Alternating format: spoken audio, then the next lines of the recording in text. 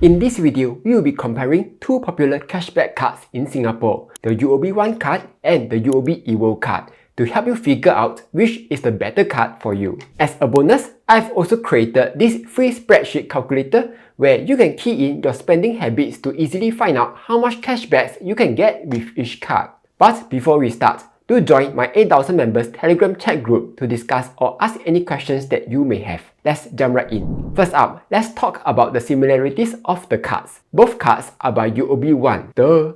But more importantly, both of them are eligible for the UOB One's credit card spend criteria. So as long as you are able to spend $500 on either cards and credit a minimum salary of $1,600 every month into your UOB One account, you will qualify for a minimum of 3% interest per annum. But that's where the similarities end, because the way both cards work are totally different. So let's talk about the UOB Evo card first. For those who recall, back in 2021, this card used to be called the UOB YOLO card, which was a little awkward to use, as there was a difference in cashbacks between weekdays and weekends, and it was only for dining, entertainment, and Grab expenses. But after the revamp to the UOB Evo card, this card has now become a lot simpler to use. So rather than only giving you 8% cashback during the weekends, starting from 7 August 2024, this card now gives 10% cashback as long as you are able to meet the minimum spend of $800 every month.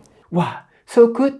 Yes, but there's a catch. There's always a catch. So the way this card works is that they split the spending into three categories. First, you have online spending and mobile contactless spend. Online spending are stuff such as your Taobao shopping, Grab rides, and app store purchases. And mobile contactless category are transactions which you can pay via your Apple Pay, Samsung Pay, Google Pay, and Fitbit Pay. So if you try to toot via the card, it won't count as a mobile contactless category, yeah? You need to tap via the phone or the smartwatch. Then you have overseas in-store foreign exchange spend. For example, if you go to Japan and make a payment, it will count under this category. Lastly, you have all other spends. Basically, any other eligible spends that don't fall into the online and mobile contactless category, like your phone bill, gym membership, and so on. So the catch is that this 10% cashback only applies to the online and mobile contactless category, as well as the overseas in-store FX spend, while the all other spend category only has a 0.3% cashback. And on top of that, there is a cashback cap of $20 to $30 depending on the category. And straight away, you will see the problems here. Because 1, the 0.3% other spend category is sibei tiny, so we can basically ignore it. 2, while the 10% cashback on overseas in-store spend sounds nice, you need to be physically there to spend, so online FX spend won't qualify. Plus, there's a 2.5% foreign transaction fee if you try to spend via the card. And it's very likely that this conversion rate may not be as good as other cards, such as Utrip or Wise. So we can also probably ignore this category. And lastly, there's a $30 cashback cap on online and mobile contactless category. As compared to before, it was a $40 cap. So if you do the math, you are only earning a 3.75% effective cashback. And that's provided if you Junjun max out the $30 cashback cap. Otherwise, your effective cashback will be lower. But nevertheless, if you are confident that you can meet the $800 monthly spend and your transactions are mostly online and mobile contactless payments, the UOB Evo card would be a decent choice. Quick pause. If you are someone who's always too busy to invest or sometimes forgets to invest, or just wants to stop timing the market altogether, you will find WeBoost Regular Savings Plan to be helpful in letting you automate your investments. To set up Regular Savings Plan, search for an eligible stock that you want to invest in, tap on the 3 dots on the bottom right, then tap on Regular Savings Plan, and you can start investing with as little as $5 or 10 Singapore dollars. In addition, SGD and USD mutual funds are also available for RSP, though note that the minimum amounts varies for different mutual funds. What's nice is that Webull lets you deduct the funds directly from your bank account, thereby saving you the hassle of manually transferring the money over. After that, you will have the option of automatically investing every trading day all the way to every month. For Webull's latest welcome promo, if you use my exclusive link to sign up and fund, you can get up to $400 cash vouchers and up to 7% USD money boo per annum yield, capped at $100,000 US for up to 180 days when you deposit and subscribe $100K US to money boo. This promotion is eligible for new users only. But if you are an existing user, there's a new transfer in promo where there are 4 tiers and you can get anywhere between $50 US to $1,500 US trading vouchers when you fulfill the requirements. This is eligible for both new and existing users who have not transferred shares in before. So if you're interested in taking your investing to the next level, do sign up to Webull using my link down below. With that being said, let's get back to the video. Moving on to the UOB One card. In a way, this card is much simpler to use as compared to the UOB Evo card, as it doesn't split your spending into categories. Plus, it has a slightly lower spending requirement of just $500 and promises a cashback rate of up to 10%.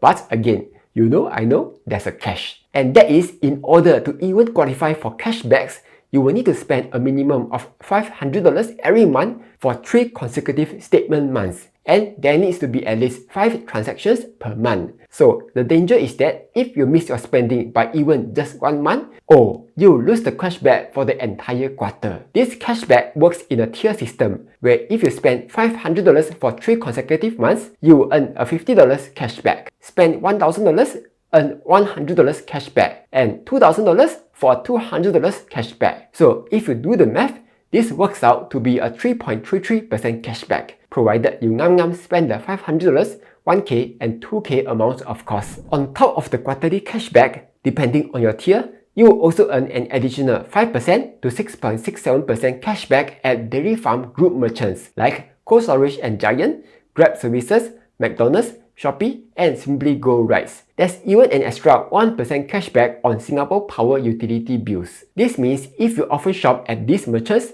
like if you often buy groceries at Giant, shop at Shopee, and take Grab rides, your effective cashback can be quite high. Though, just take note that the additional cashback is capped at $100 per statement month. Pro tip, if you are unsure whether a transaction is eligible for cashback or not, one easy way to tell is by going to heymax.ai and look for the merchant's name. For example, Gongcha Spends will qualify for 8% cashback on UOB Evo and a minimum of 3.33% cashback on UOB One card. As a bonus, if you sign up to them using my link down below, you will also get to earn bonus miles when you enter the merchant's website through them, yeah? So between the 2 cards, which is the better card?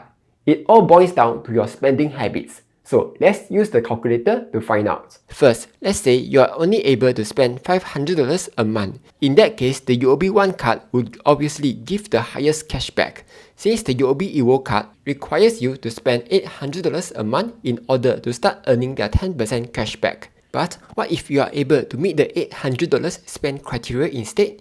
Now, let's say you are able to spend $400 online and another $400 on mobile contactless payment each month. In that case, the UOB Evo card will give you a $30 cashback, whereas the UOB One card would give a slightly lower $16.67 cashback. But if you are able to spend on selected merchants like McDonald's, Cold Storage, Grab, Shopee, etc., the UOB One card might give a higher cashback. However, this isn't really a fair comparison, as the UOB Evo card's $800 minimum spend now puts it in a totally different spending tier. In that case, the Maybank Family and Friends card would actually be the better card, as it actually gives a real 8% cashback across 5 selected categories, instead of UOB Evo's misleading 10% cashback, but capped at $30 for the mobile contactless/online category.